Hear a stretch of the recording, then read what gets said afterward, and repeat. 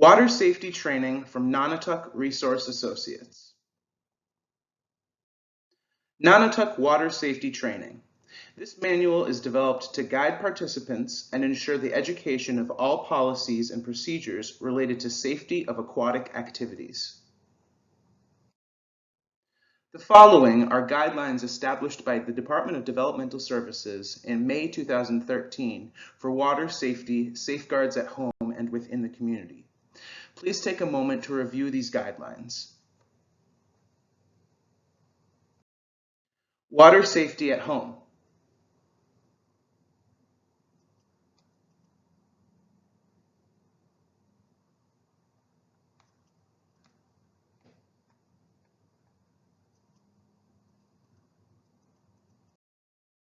And water safety in the community.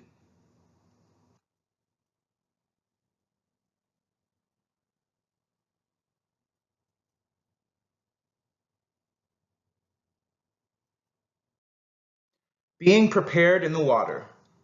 First and foremost, it is vital that individuals are able to swim before they enter any body of water. While knowing how to swim is no guarantee of security, it does provide the most basic level of protection in the water. Swimming lessons provide the skills and knowledge that are necessary to be safer in the water. Lessons can also give us confidence needed to be a good water safety role model for others. Swimming lessons are available in local communities through a variety of public and nonprofit groups, as well as Red Cross and YMCA. Be aware of water and weather conditions. Whenever you are near a natural water environment, look out for unexpected changes in air or water temperature, fast-moving currents, waves, and rapids, even in shallow water, hazards such as dams, underwater obstacles, or rocks or debris moving on the surface or along the bottom of the water, aquatic life such as vegetation that could entangle feet or animals that live in or around the water, sudden drop-offs that change water depth, other people's activities in the same waters such as boating, and be sure to avoid swimming after rainfall. Qualified supervision. Each aquatic activity should be supervised by a conscientious adult who understands and knowingly accepts responsibility for the well-being and safety of the swimmer. The supervisor should be sufficiently trained, experienced, and skilled in the activity, as well as the confidence to respond effectively to emergency situations. Pool safety tips. Supervision means constant visual contact, not the occasional glance. Even in a supervised public pool, never take your eyes off the person swimming. Display a resuscitation chart on your pool fence. If you leave the pool or water area, even for a moment, take the person with you. A swimming pool fence is not a substitute for supervision. Empty paddling pools when they are not in use. Top water safety rules. Number 1, buddy up. Make sure you never swim alone. Number 2, know your limits. Do not try to swim further than you're able to or hold your breath. Number 3, swim in safe areas. In public settings, only swim when and where a lifeguard is on duty. Life jackets. Wear a life jacket if you cannot swim and while on a boat. Cold and ice are not nice. Do not enter cold water and stay off ice. Number 6, reach or throw, don't go. To assist someone in trouble, reach to them with a pole, broom, or stick. You can also throw something such as a cooler or ball. Number 7, follow the rules. When swimming, follow posted rules and warning flags. Number 8, never ever in bad weather. Do not swim during storms. Number 9, feet first. Never dive into shallow or unknown water. Number 10, learn how to swim. Remove the risk and prevent access. Use physical barriers to prevent people from accessing any source of water. Empty kiddie pools immediately after use. Install barriers around your home pool. Pool alarms and covers provide additional layers of protection. Know the water hazards in your community and make sure people stay away. These hazards can include drainage ditches, garden ponds, creeks and streams, or canals.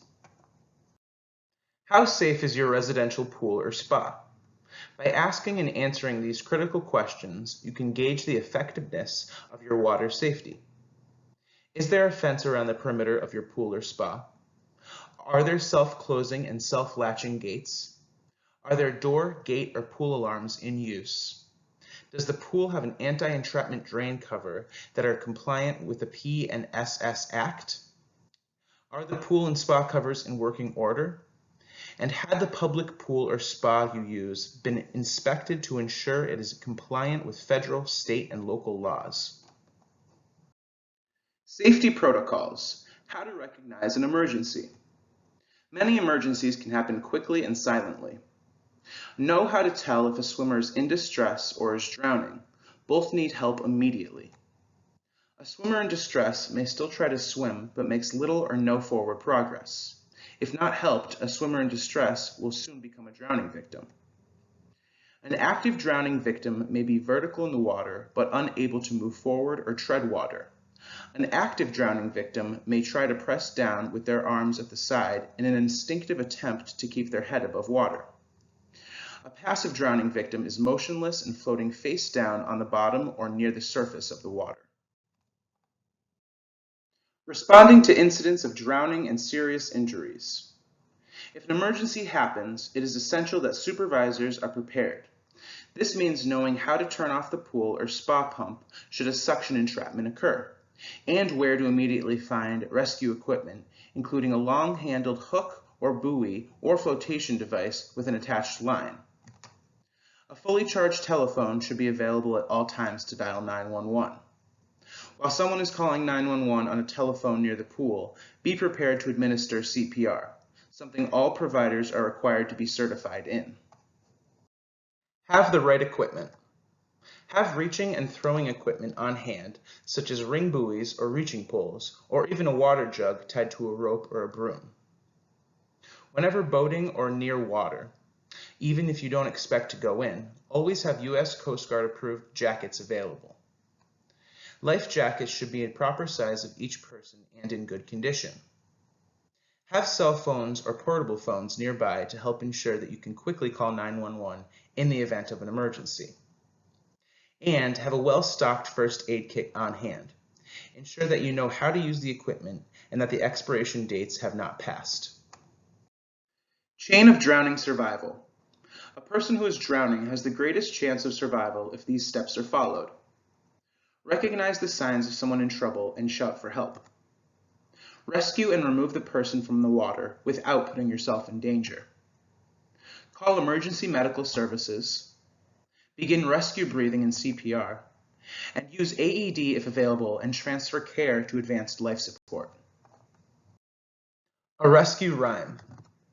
The American Red Cross teaches, reach, throw, don't go. Reach. Assist a swimmer in trouble by reaching with an object on your arm or leg. Throw. Throw a line or something that floats to a swimmer in trouble. Row. In open water situations, use a boat to get to a swimmer in distress. And don't go. Do not attempt to rescue in water over your head if you are not a trained lifeguard. CPR and first aid. The following are steps that should be taken when performing CER or first aid. Survey the scene for safety. Check the victim for consciousness. Send someone to call emergency medical services. Open the airway. Check for breathing. Look, listen, and feel. If the victim is not breathing, pinch nose and give 2 full breaths. Check for pulse. Care for victim using the following chart. Responding to drain entrapments. To respond to a drain entrapment, supervisors should immediately cut off the switch for the pool or spa pump. To break someone free from the powerful suction of a drain, the supervisor can wedge a hand or finger underneath the individual next to the drain gate and slowly break the connect between the swimmer and the drain. Home pool safety. Safety barriers. A legal requirement. It is law that swimming pools or spas on a private residential properties provide safety barriers to restrict access to the pool or spa. Every private swimming pool or spa capable of containing a depth of water exceeding 300 millimeters must have a child-proof safety barrier. A building permit is also required prior to installing the barrier. Safety barriers, even when provided, are no substitute for supervision of swimmers. To ensure that your safety barriers remain effective, fit and maintain correct safety measures to gates, doors, and windows, and make sure you remove any items such as chairs, boxes, pool pumps that can be used to climb the barrier to access the pool. Take action to prevent drowning. Secure your pool or hot tub with barriers such as these.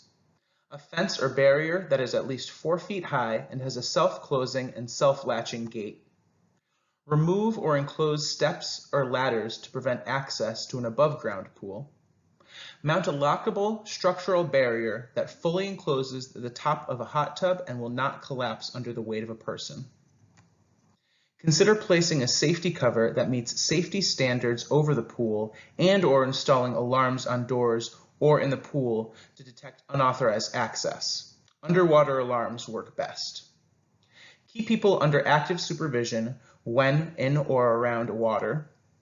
Have weak swimmers wear a U.S. Coast Guard approved life jacket. Do not rely on water wings or inflatable toys. Remove any pool toys from the pool or hot tub area when area is not in use. And do not use alcohol or drugs before or while using a pool or hot tub. Maintaining a safe and clean pool or hot tub. Store chemicals out of children's reach. Pool and hot tub drains must be clearly visible, intact, and properly attached. Use qualified professionals to repair or replace equipment.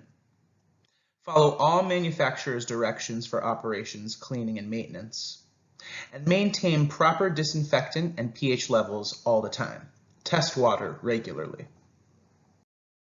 Ensure good water clarity. Effective disinfection, water circulation, and filtration are keys to keeping the water clear. Contaminants are always entering the water from swimmers, the air, runoff, leaves, pollen, and other outside sources. Keep water clean of debris and vacuum often. Do not let anyone who has diarrhea into the water. Consider running your pump longer during high use times or periods where it is hot or rainy. Use chemicals safely. Read directions and safety information on all chemicals you use. Never add water to chemicals. Always add the chemical to large amounts of water and pour slowly. Never mix chemicals. Always keep chemicals in their original containers and replace covers properly. Always clean up spills immediately and use appropriate protective equipment when handling chemicals. Open water tips. Usually, rivers, lakes, and farm ponds are not guarded and are not equipped with safety gear. Be prepared and bring your own safety lines and first aid equipment. A non-water related issue for open water swimming is sunscreen. Please stay protected using adequate sunscreen and reapply often. Flotation devices. Everyone should wear a Coast Guard approved flotation device when boating. However, non-swimmers should not be allowed to enter the water to swim for recreation without wearing a flotation device. When should I wear a life jacket? Always wear a life jacket when boating or rafting and when using an inner tube or personal watercraft. Inexperienced swimmers should wear life jackets whenever in, on, or around the water, even if a lifeguard is present. Wear life jackets in open water, water parks, or other challenging environments, and around cold water and ice. Outfit your pool or hot tub with appropriate safety equipment. At a minimum, pool and hot tub owners should keep the following equipment readily accessible: a phone with emergency information posted near it, first aid kit, emergency signal such as a whistle, multiple life jackets in various sizes, reaching devices, and throwing devices. Surprising water facts. Of the 481 boating-related drownings in 2003, 416 could have been prevented with the use of a life jacket. Poison control centers receive as many as 10,000 reports of exposure to chlorine in pool chemicals annually, with 2 in every 5 cases involving children under 6. Swimming strengthens your heart and lungs and can burn more calories than biking and walking. Swimming helps reduces stress. Thank you for taking this training. The following is a water safety quiz for you to demonstrate how much you learned today.